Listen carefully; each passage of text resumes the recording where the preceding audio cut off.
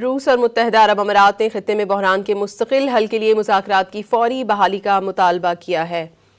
روسی وزیر خارجہ سرگئی لاروف اور ان کے اماراتی ہم منصب شیخ عبداللہ بن زید کے درمیان ہونے والی ٹیلی فونک رابطے میں خطے کی تازہ صورتحال پر تفصیلی تبادلہ خیال کیا گیا ہے۔ دونوں رہنماؤں نے اس بات پر اتفاق کیا ہے کہ طاقت کا استعمال کسی مسئلے کا حل نہیں۔ روسی وزارت خارجہ کے مطابق بات چیت کے دوران ایک ایسے پائیدار اور طویل المدتی حل کی ضرورت پر زور دیا گیا جو خطے کے تمام ممالک کے مفادات کا تحفظ کر سکے۔ دونوں وزراء نے عالمی برادری سے بھی کردار ادا کرنے کی اپیل کی ہے۔ روس اور متحدہ عرب امارات نے خطے میں بحران کے مستقل حل کے لیے مذاکرات کی فوری بحالی کا مطالبہ کیا ہے۔